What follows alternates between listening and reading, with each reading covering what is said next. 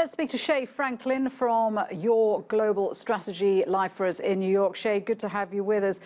We certainly saw through Benjamin Netanyahu's recent political trials just how important the right-wing lobby is in government. How is it that, although statistically the settler lobby is quite small, it wields such influence in the government? The settler lobby is much bigger than the settler movement or the settler population. The 10% that are living in the West Bank, many of them, first of all, are not religious. Many of them are not there for ideological reasons. And many of their supporters actually live inside the Green Line. The whole right wing of Israeli politics is pro-settler. And the settler movement has successfully got a lot of members of Knesset, a lot of politicians into the Knesset who are from the settlements. So they are disproportionately represented in the Likud party, in Naftali Bennett's party, in Avigdor Lieberman's party. And Lieberman himself lives in one of the West Bank settlements that is sort of outside the main settlement block. Places like Efrat would probably continue to be part of Israel in any eventual settlement. But there are a lot of other settlements, smaller outposts that are outside of those main blocks.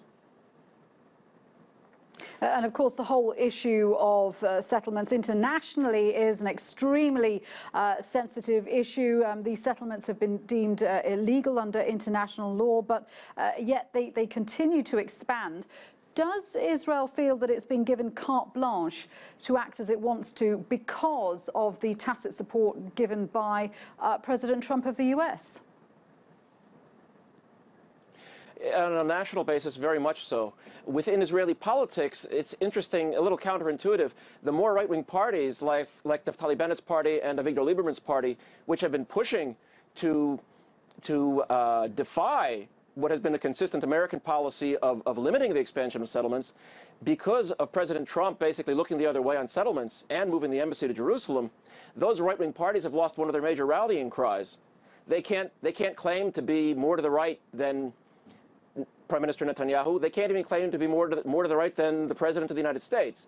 So they've lost a little bit of that appeal within the right-wing bloc. So in fact, Netanyahu has gotten some more votes, I think, for the next election because of President Trump, taking votes not from the left, but from the right.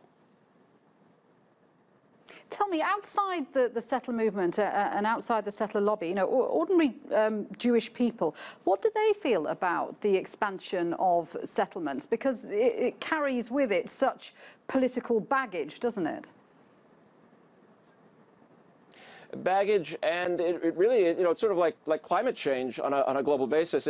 For Israel, it seals off certain options for the future, and it certainly makes the situation worse.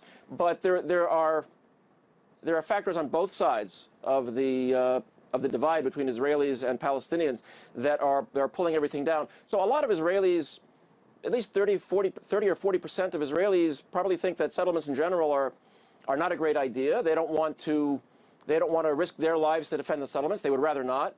But when Israel is seen as under attack, and in fact it has been under attack, although more from Gaza than from the West Bank lately, then they feel that either their sympathies go a little bit more to the settlements, who they see as maybe victims.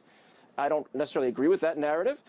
Or they just feel so much despair that they just don't feel there's anything they can do about it. And they focus maybe on economic issues or on just getting on with their lives.